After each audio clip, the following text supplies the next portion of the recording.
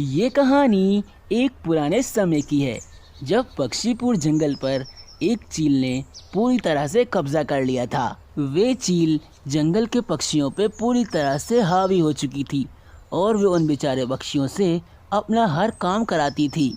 यहाँ तक कि जंगल के तोते महाराज को भी उस चील ने बंदी बनाया हुआ था। बहुत ही दिक्कतों और परेशानियों के बाद मैंने इस पक्षीपुर जंगल पर कब्जा कर लिया है। हर बार वह मीनू चिड़िया मेरे बीच में आ जाती थी, परंतु इस बार मेरा इस पूरे जंगल पर कब्जा है। अब मुझे कोई रोक नहीं सकता। अरे अरे तोते भैया, अब हम क्या करेंगे? हमारे पूरे जंगल पे तो उस खतरनाक चील ने कब्जा कर लिया है। मुझे तो बहुत डर लग रहा है। अब हमारा क्या होगा? अरे बुलबुल, हम सब अब कुछ नहीं कर सकते। हमारे सामने वे बहुत ज़्यादा ताकतवर है। अब जो वे कहेगी हमें उसकी बातों को मानना ही होगा। फिर क्या था, एक दिन चील ऐसे ही बैठी थी, तभी उसे एक विचार आता है। अरे, मैं राजा बन के भी इस जंगल के पक्षियों का फायदा नहीं उठाऊं तो फिर मेरा राज कैसा? मैं एक काम करती हूँ, इन सभी पक्षियों पर इनका भोजन बंद कर देती हूँ। फिर जब ये सारे पक्षी मेरे पास आएंगे तो मैं इनके सामने अपनी शर्त रख दूंगी कि मुझे रोज सुबह सुबह एक गर्मा गर्म पक्षी का बच्चा भोजन में चाहिए, तभी मैं इन्हें इनका भोजन दूंगी, वरना ये भाड़ में जाएं। चील ने ऐसा सोच लिया था और फिर अगले दिन चील हर बाग और हर उस जगह जहाँ से भोजन मिल सकता था वहाँ पर अपना एक बोर्ड लगा देती है, जिस पर साफ साफ लिखा था कि यहाँ से भोजन लेना सख्त मना है और अगर यहाँ से किसी ने भोजन लिया तो वे चील के हाथों मारा जाएगा। पक्षी ये सब कुछ सुनकर डर गए। बेचारे पक्षीपुर जंगल के पक्षियों को आज पूरे दिन जरा सा भोजन भी नहीं मिला। वे सब भूख से परेशान हो चुके थे। अरे मीनू चिड़िया, जब से ये चील हमारे जंगल में आई है और इसने हमारे तोते महाराज को बंदी बनाया है, तब से हमारे जंगल के हालात ख़राब से ख़राब ही होते जा रहे हैं। अब तो ये आलम हो गया है कि हमें भोजन भी नहीं मिल रहा। हम सब ऐसे तो मर जाएंगे। कबूतर भैया, आप चिंता मत कीजिए, सब कुछ एक दिन ठीक हो जाएगा और कल हम सब पक्षी मिलकर उस चील के पास चलेंगे और एक साथ अपनी आवाज़ निकालकर उससे कहेंगे कि ये सब कुछ बंद करे। हाँ, तुम ठीक कह रही हो मीनू। कल हम उसके पास ज़रूर जाएंगे। फिर क्या था, अगले दिन मीनू चिड़िया जंगल के कुछ पक्षियों को लेकर उस चील के पास जाती है। अरे चील, ये पक्षीपुर जंगल हमारा जंगल है। हम सब यहाँ बरसों से रह रहे हैं, परंतु हमें अब भोजन नहीं मिल रहा है। हमें किसी भी हाल में भोजन चाहिए, नहीं तो हम भूख से मर जाएंगे। अच्छा, तो तुम सबको भोजन चाहिए, और अगर तुम्हें भोजन चाहिए तो तुम्हें मेरी एक बात माननी ही होगी। क्या? कैसी बात माननी होगी? देखो, जैसे तुम्हें ताकत लेने के लिए रोज भोजन की ज़रूरत पड़ती है, वैसे मुझे भी भोजन खाना होता है।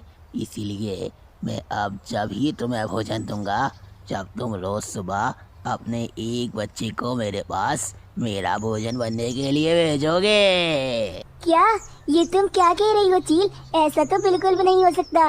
मैं ऐसा नहीं होने दूंगी और जंगल का कोई पक्षी ऐसा नहीं करेगा। अच्छा, अगर ऐसा नहीं हो सकता तो फिर भूखे मरो, मुझे तुम्हारी कोई भी चिंता नहीं है। भूख से मर जाओ, परंतु मैं तुम्हें भोजन नहीं दूंगा।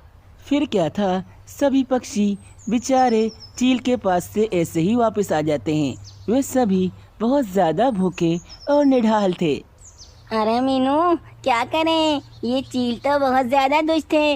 वे रोज़ हमारे एक बच्चे को भोजन बनाना चाहती हैं। अरे हाँ, हमारे बच्चों को वैसे भी वे चील भोजन नहीं खाने देगी, और अगर हम और हमारे बच्चे भोजन नहीं खाएंगे तो वैसे भी मर ही जाएंगे। ये हमारे ऊपर बहुत ज़्यादा बुरा वक्त आ गया है। पक्षियों, हमें हमारे एक बच्चे को रोज उस चील के हवाले करना होगा, नहीं तो देखते ही देखते हमारा जंगल कुछ समय में ही पूरा बर्बाद हो जाएगा। अरे हाँ बुलबुल, शायद तुम ठीक ही कह रही हो। हमें अब उस चील की बात मानने के अलावा और कोई रास्ता नजर नहीं आ रहा। सभी पक्षी उस चील के सामने हार चुके थे। वे सब उस चील की बात मान जाते हैं, परंतु इस बात से मीनू चिड़िया बहुत ज्यादा उदास थी। अगले दिन से सुबह ही सुबह रोज एक पक्षी का बच्चा उस चील को भोजन में मिलने लगा और वे खूंखार चील देखते ही देखते उस बच्चे को जान से मार डालती और फिर उसे अपना भोजन बनाकर खा लेती। चील के मुंह को अब पक्षियों के बच्चों का खून लग चुका था। अब वे रोजाना ही किसी एक निर्दोष बच्चे की जान लेती और उसे भोजन बनाकर खा लेती।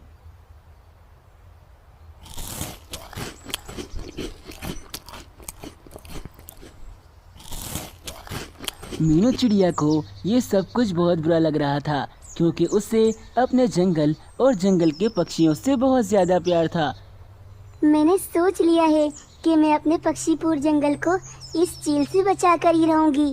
रोज रोज इतनी सारी और नन्ही जाने जा रही हैं और मुझसे ये देखा नहीं जा रहा। रोज इतनी सारी जाने जाने से अच्छा है कि सिर्फ और सिर्फ मेरी जान जाए। मैं अब उस चील को नहीं छोड़ूंगी, खुद जहर खाकर उस चील के पास चली जाऊंगी और फिर उस चील को उकसाऊंगी कि वे मुझे अपना भोजन बना ले, और अगर उसने मुझे खा लिया तो फिर उसकी मृत्यु पक्की और जंगल के सभी पक्षियों की उससे जान छूट जाएगी। मीनू चिड़िया ने फैसला कर लिया था कि अब वे अपनी जान देकर जंगल के सभी पक्षियों की जान बचा लेगी। फिर क्या था, मीनू चिड़िया ने नीले विष वाले अंगूर खाए जिसमें हर तरफ विष ही विष भरा हुआ था, और फिर फौरन से मीनू चिड़िया उस चील के पास चली गई। चील, बस बहुत हो गई तुम्हारी हठधर्मी। तुमने जंगल के पक्षियों को बहुत नुकसान पहुंचा लिया। अब आज मैं तुम्हें यहाँ मारने आई हूँ, तुम्हें नहीं छोड़ूंगी मैं। अरे मीनू चिड़िया, तुम मेरे सामने इतनी सी हो, तुम मेरे सामने 2 मिनट भी खड़ी नहीं हो सकती। अगर मैं तुम्हें मारने पर आई ना तो फिर तुम 1 मिनट भी यहाँ टिक नहीं पाओगे। अरे तुम बहुत ज्यादा डरपोक हो। तुम जब भी रोज इतने छोटे छोटे पक्षियों के बच्चों को अपना भोजन बनाती हो। अगर हिम्मत है तो मुझे अपना भोजन बना के दिखाओ ना।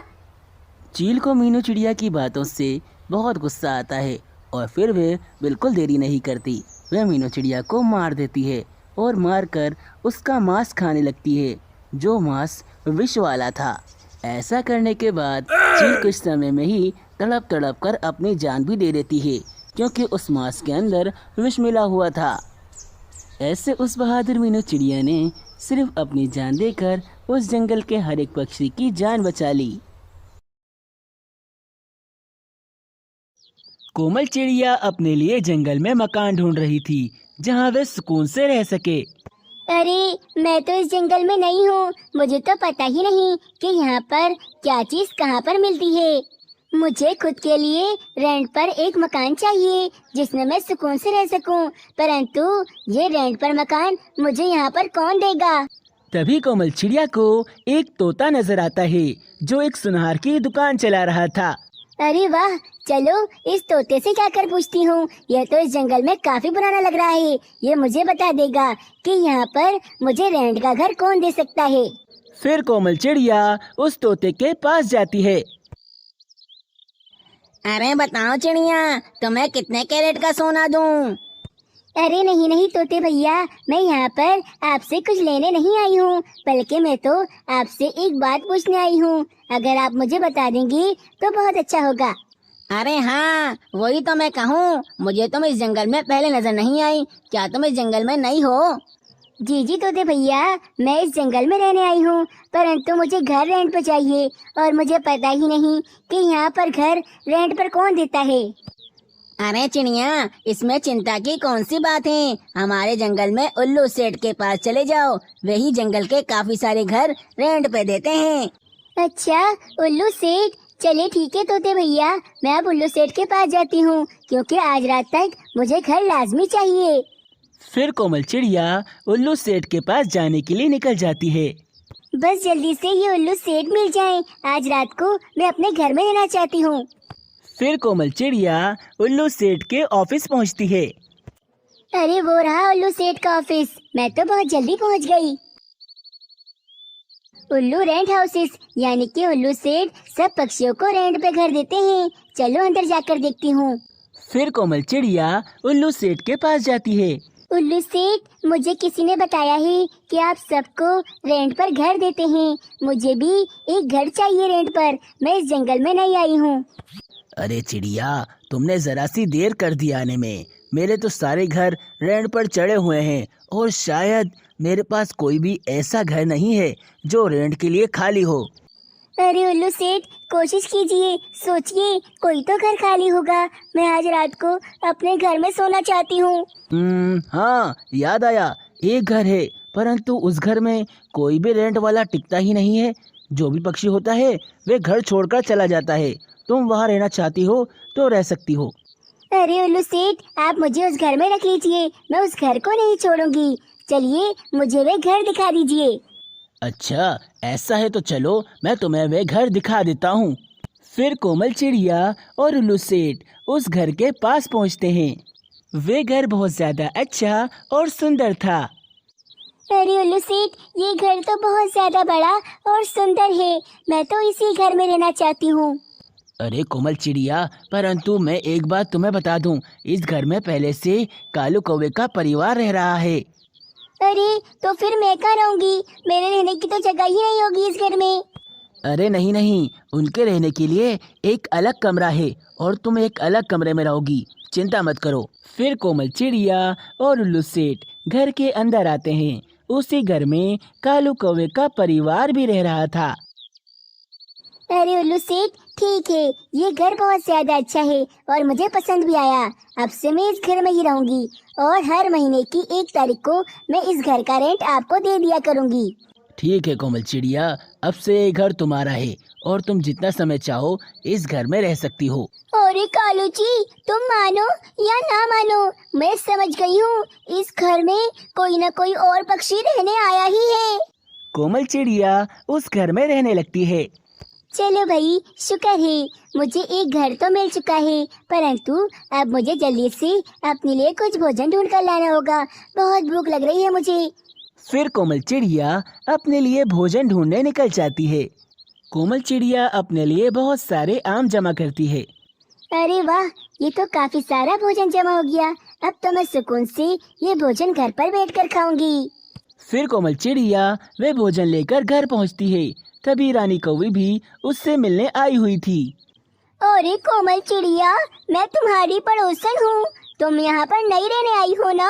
अरे वाह, तुम तो इतने सारे आम जमा कर ले आई। जी रानी कौवी जी, मैं अब से आपकी पड़ोसी हूँ और अब से इस घर में ही रहूंगी। और ये आम तो मुझे जमा करने पड़ गए। मैंने बहुत ज्यादा मेहनत से ये सारे आम जमा किए हैं। अब मैं पूरा हफ्ता इन आमों को खाऊंगी। अरे वाह, ये तो बहुत बढ़िया किया तुमने। चलो अब मैं घर चलती हूँ। कालू मेरा इंतजार कर रहे होंगे। कालू, कालू, तुम जानते हो कोमल चिड़िया इतना सारा भोजन लेकर आई है। हमें हर बार की तरह इस बार भी इस पक्षी का भी सारा भोजन चुराना होगा। अरे हाँ रानी, तुम चिंता क्यों कर रही हो? जैसे हम हर पक्षी का सारा भोजन चुरा लेते हैं, वैसे ही इस कोमल चिड़िया का भी सारा भोजन चुरा लेंगे। इस दरवाजे की डुप्लीकेट चाबी तो है ही मेरे पास। फिर क्या था, रात के समय कोमल चिड़िया जरा सा भोजन खाकर सो जाती है। तभी रानी और कालू उसके सोने का इंतजार कर रहे थे। कालू, कोमल चिड़िया सो गई होगी। चलो जल्दी से जाओ और उसका सारा भोजन चुरा कर ले आओ। अरे हाँ मेरी रानी, अभी इस चाबी से ये दरवाजा खोलता हूँ और फिर सारा भोजन चुरा कर ले आऊंगा। फिर क्या था, कालू कौवा वे दरवाजा खोल देता है। अरे वाह रानी, कोमल चिड़िया तो मजे से सो रही है और सारा भोजन ऐसे ही पड़ा है। जाओ कालू, जाओ जल्दी से सारा भोजन चुरा कर ले आओ। फिर क्या था, कालू कौवा चुपके चुपके जाता है और कोमल चिड़िया का सारा भोजन चुरा कर अपने घर में ले आता है। दोनों कौवा को भी रात को ही कोमल चिड़िया का सारा भोजन खा जाते हैं। अरे बाप रे, मैं तो कल इतना सारा भोजन लेकर आई थी, लगता है रात में मेरा सारा भोजन किसी ने चोरी कर लिया। मैं अभी उल्लू सेठ को जाकर बताती हूँ। फिर कोमल चिड़िया उल्लू सेठ को जाकर सारी बात बताती है। अरे मुझे पता ही था, उस घर में जरूर ऐसा कुछ हो रहा है, जभी तो सारे पक्षी वे घर छोड़ छोड़ कर भाग जाते हैं। हाँ उल्लू सेठ, परंतु ये सारी चोरियां कर कौन रहा है? मुझे तो उस रानी कौवी और उस कालू कौवे पर शक है, परंतु कोई सबूत नहीं है। मैं उन्हें रंगे हाथों पकड़ना चाहता हूँ। क्या तुम मेरा साथ दोगी कोमल चिड़िया? हाँ हाँ उल्लू सेठ जी, मैं आपका साथ बिल्कुल दूंगी। बताइए मुझे क्या करना है? देखो कोमल चिड़िया, आज तुम मन लगाकर बहुत सारा भोजन जमा करो और रात को आज सोने की एक्टिंग करना। फिर देखना वे कौवा या कौवी भोजन चुराने जरूर आएंगे और उन्हें रंगे हाथों पकड़ लेना। मैं तुम्हारे घर के बाहर ही खड़ा हूँगा। ठीक है उल्लू सेठ जी, आज तो मैं उस कौवा कौवी को पकड़ कर ही रहूंगी। फिर क्या था, कोमल चिड़िया मेहनत कर कर बहुत सारा भोजन जमा कर लेती है और रात के समय भोजन सामने रखकर सोने की एक्टिंग करती है। तभी कालू कौवा और रानी कौवी वे भोजन चुराने आते हैं, परंतु कोमल चिड़िया जाग जाती है और उन्हें रंगे हाथों पकड़ लेती है। उल्लू सेठ अंदर आ जाइए, आपके चोर पकड़े गए। ये चोरियां रानी कौवी और कालू कौवा ही कर रहे थे। तभी उस घर का मालिक उल्लू सेठ अंदर आ जाता है। अरे दुष्ट कौवा कौवी, मेरे ही घर में रहकर मेरे ही पक्षियों का भोजन चुराते हो तुम लोग। तुम्हें अब मैं छोड़ूंगा नहीं। अरे उल्लू सेठ, हमें माफ कर दो, हमें क्षमा कर दो। आइंदा से हम ये चोरियां कभी नहीं करेंगे। ये तो मैं समझ गया कि तुम दोनों ही चोरियां करते हो, परंतु मुझे ये बताओ कि इस दरवाजे की चाबी तुम्हारे पास कहाँ से आई? उल्लू सेठ, हमने इस घर की चाबी चुराकर उसकी ही नकली चाबी बनवा ली थी। अरे अरे बाप रे, कितने ज्यादा दुष्ट हो तुम दोनों। अब तुम दोनों इस घर में नहीं रह सकते, निकलो मेरे घर से बाहर। फिर क्या था, उल्लू उन दोनों कौवा कौवी को उस घर से बाहर निकाल देता है और तब से ही कोमल चिड़िया उस पूरे घर में आराम से रहने लगती है। इस कहानी से हमें प्रेरणा मिलती है कि हमें चोरी कभी नहीं करनी चाहिए, क्योंकि चोरी कभी न कभी पकड़ी ही जाती है। प्यारे दोस्तों, अगर आपको ये वीडियो अच्छी लगी तो इस वीडियो को लाइक कीजिए और इस चैनल को सब्सक्राइब कीजिए।